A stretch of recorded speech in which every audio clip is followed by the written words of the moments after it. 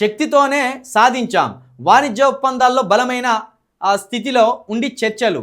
UPA ప్రభుత్వం ఆత్మవిశ్వాసంతో చర్చలు జరపలేదు. మేం తెచ్చిన బడ్జెట్లు సాదాసీదావి కావు, దేనికవే ప్రత్యేకం. వికసిత్ భారత్ తర్వాతి దశలో ప్రైవేట్ రంగమే కీలకం. ఇప్పుడు ఏమైనా ప్రభుత్వ రంగం ఉన్నదా? మొత్తం ప్రైవేట్ రంగమేనా? డిజిటల్ ఏఐ రంగాలకు కేంద్రంగా మారుతున్న భారత్.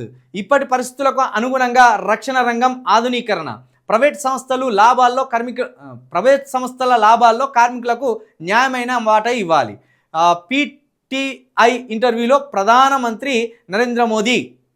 ఇక్కడ ముఖ్యంగా యూపీఏ ప్రభుత్వం ఆత్మవిశ్వాసంతో చర్చలు జరపలేదంటే, యూపీఏ ప్రభుత్వం ఉన్నప్పుడు నరేంద్ర మోదీ గారు ఇక్కడ గుజరాత్ ముఖ్యమంత్రి ఉన్నాడు. ఆయన ఎంపీ కాదు, కేంద్ర మంత్రి కాదు.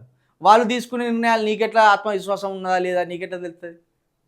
నువ్వు నిజంగానే పార్లమెంట్లోనో, లోక్సభలో, రాజ్యసభలో కూర్చుంటే అప్పుడు తీసుకునే నిర్ణయాలను బట్టి వాళ్ళు ఏం చెప్తాను, ఏది పోతాను నీకు అర్థమయ్యేది. నువ్వు ముఖ్యమంత్రి గురించి వాళ్ళు ఆత్మవిశ్వాసంతో తీసుకున్నారా లేదా నీకెట తెలుస్తుంది. ఇక మొత్తానికైతే ప్రైవేట్ రంగాన్ని ఇంకా విస్తరిస్తామనే విషయాన్ని చెప్పకనే ప్రధానమంత్రి గారు చెప్పే ప్రయత్నం చేసిండు.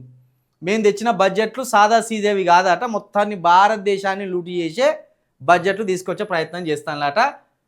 భారతదేశాన్ని మొత్తం ఆగం చేసే ప్రయత్నం చేసేటట్టు ఉన్నాడు. సాదాసీదేవి కాదు, ఇంకా పిరమైతాయి అన్నట్టు. పెట్రోల్ ఇంకా పిరమవుతుంది, నిత్యావసర వస్తువులు ఇంకా పిరమవుతాయి, మత పిచ్చి ఇంకా ఎక్కువైపోతుంది. ఇదేనా నువ్వు బడ్జెట్లో తీసుకొచ్చేది? మొన్న తీసుకొచ్చిన బడ్జెట్లో పెద్దగా ఏమి లేవు, హంగులు పొంగులు అని అందరూ ప్రతిపక్షాలు మొత్తుకున్నారు.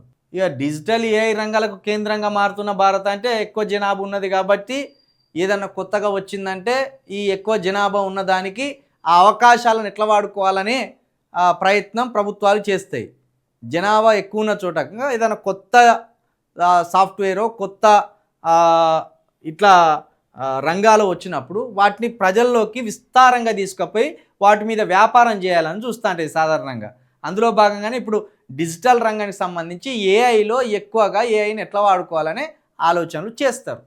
అది సర్వసాధారణం.